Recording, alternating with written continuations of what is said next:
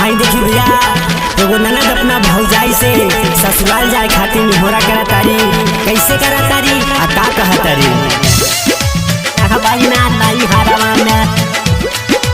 लागई मोर नामा नामा बहिना नहीं हरवा में कह दे भौजी भैया से कह दे मोर गावना कह दे भौजी भैया से कह दे मोर गावना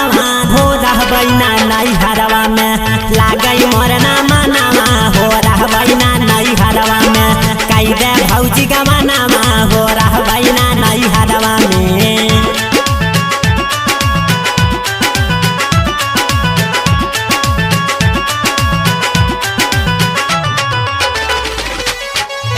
भौजी का माना बहिना नहीं हरवा में बहिना नहीं है कैसे के होई है भौजी हमारो बाला मुआ सासा ससुर जी हमार देवरू दुलारुआ बड़ा परेशान है भौजी। कैसे के होई है भौजी हमारो बाला मुआ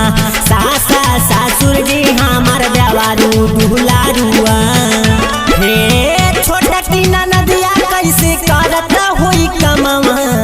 सबके बनाए के खियावता हुई खानावा हो रहा बहिना नहीं हरवा में कई दे भौजी गमानावा हो रहा बहिना नहीं हरवा में लागई मोर नामा नामा हो रहा बहिना नहीं हरवा में।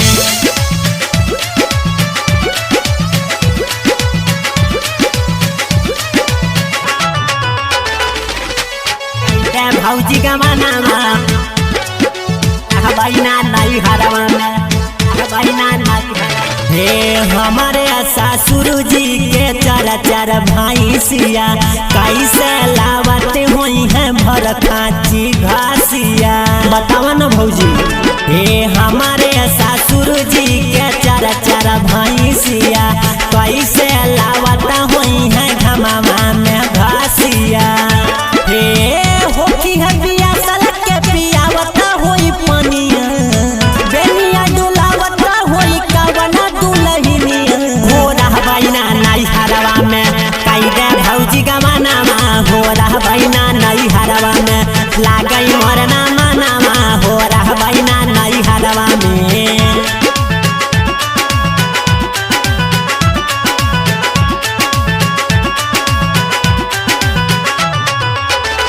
भौजी का माना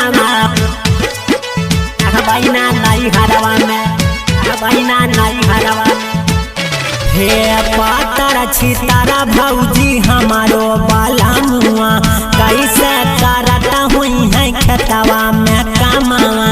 सूख के लकड़ी हो गई है भौजी पातर छितारा भौजी हमारो